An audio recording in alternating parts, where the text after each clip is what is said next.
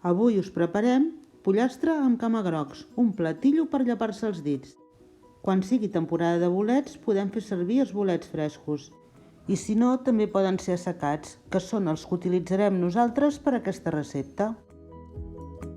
Per preparar-la necessitem un pollastre de pagès, els bolets, tomàquet natural triturat o 3 o 4 tomàquets madurs, un pebrot verd, una ceba, oli d'oliva verge extra, sal, pebre, una mica de sucre, mig canó de canyella i per la picada julivert, 12 ametlles torrades i un parell de grans d'all. Un parell d'hores abans de començar posarem els bolets amb remull. Ho farem amb aigua mineral perquè aquesta aigua ens servirà després per coure el pollastre. Les restes de plomes del pollastre les eliminem amb el cremador dels fogons o amb un bufador. Un cop el tinguem ben polit, posem la sal i el pebre i el comencem a enrossir en una cassola. Si no ens hi cap tota l'hora, el anirem fent per tandes. La ceba la podem picar a mà o amb robot, però hem de procurar que no ens quedi massa esmicolada. Un cop tinguem el pollastre ros, en la mateixa cassola sofregirem la ceba. En cas de que ens quedi el sofregit una mica sec, afegim una mica d'aigua dels bolets.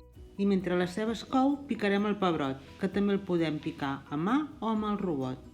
Quan tinguem la ceba mig cuita hi afegirem el pebrot i l'anem sofregint a foc suau.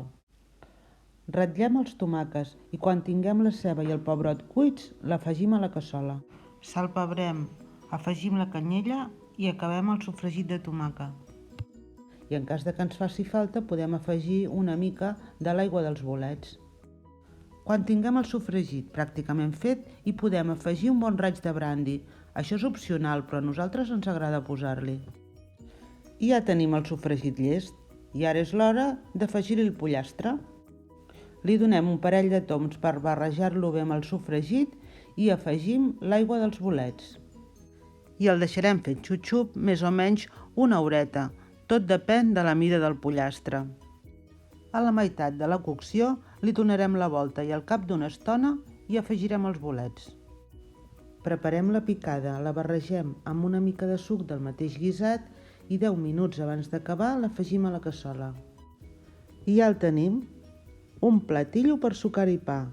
I com tots els guisats, si el prepareu amb antelació i el deixeu reposar, encara és més bo. Si us ha agradat, no oblideu donar-nos un like i si us subscriviu rebreu un avís quan publiquem les noves receptes.